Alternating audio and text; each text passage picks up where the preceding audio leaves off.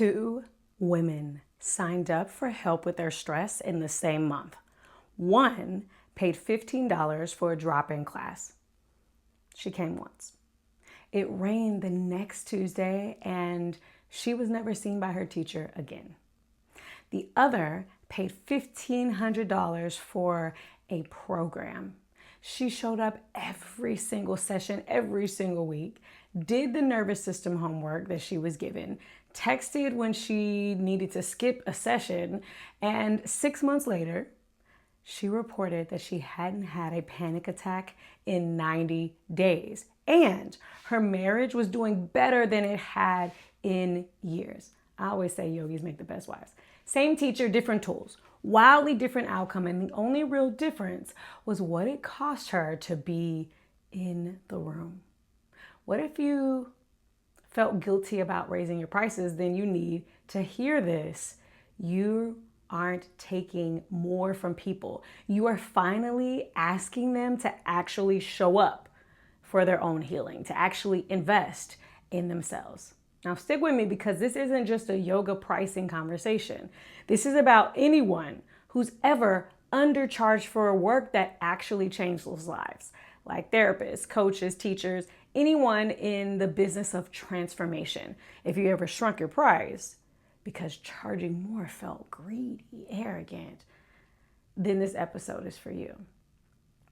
Let's talk about money as an impact meter, because here's the myth that we need to kill as a culture, that money and spiritual work shouldn't mix, that charging more makes you less spiritual, less pure, less good intentions. Because here's the truth: money isn't a measurement of greed.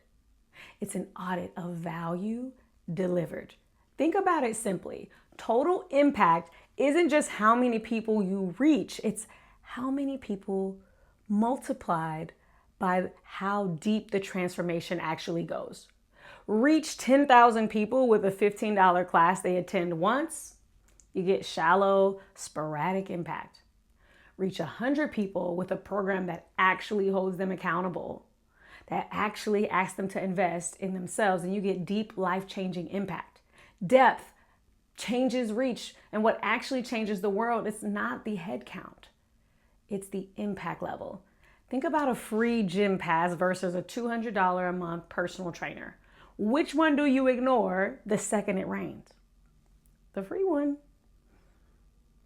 Even if it looks like it's gonna rain. Which one gets you out of bed at 6 a.m. even when you don't really wanna go? The one you paid for, the one you invested in. So when people pay nothing, they risk nothing and they change nothing.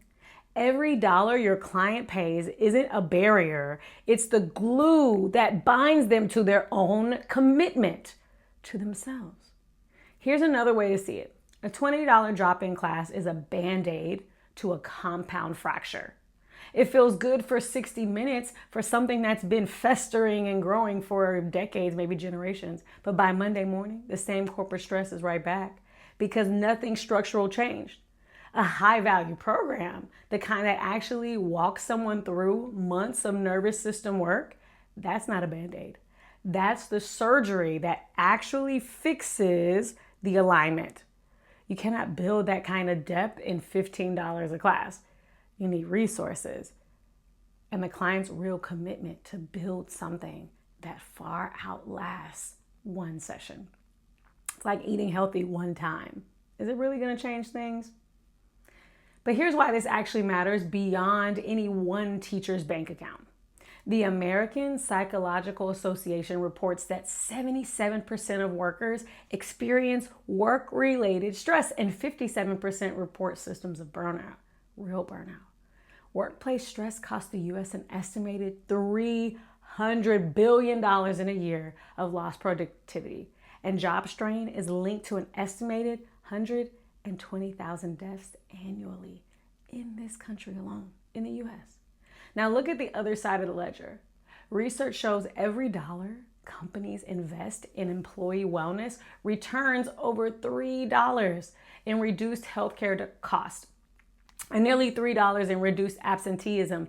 Aetna's internal mindfulness study found trained employees gained roughly an hour of productivity back every week, worth about $3,000 per employee per year. So when a corporate client pays you $1,500 an hour to help their team regulate their nervous system, you're not taking their money. You're saving their health, their relationships, their careers. You're saving their employer thousands of dollars in burnout costs that they were already quietly bleeding. So if you made 6 figures teaching yoga this year, you don't have to feel guilty about it. Ask yourself instead, how many panic attacks did you prevent? How many people stayed off medication because you taught them how to breathe? Breathe through a spiral instead of white knuckling it. Every dollar in your account isn't proof of greed, it's proof that someone trusted you enough to actually invest in their own well-being. Shrinking your income doesn't make you more generous. It just keeps you too broke to help the next person who needs you. Keeps you too broke to keep doing this work long enough to meet the clients you haven't met yet who need you. Stop counting your dollars as negative profit. Start counting them as lives impacted. When you double your price, with the strategy, of course, you're not doubling your greed, you're doubling the commitment of the person sitting on their mat or breathing through their troubles. If you're ready to build the type of program, the type of offer, the type of career that actually creates the kind of depth that I'm talking about, instead of another drop in that's 2 figures, maybe 3. That's what we work on inside the Yoga Career Blueprint. Come and learn about the importance of this industry and how you can be a part of it. I teach on Sunday at 7 p.m. EST.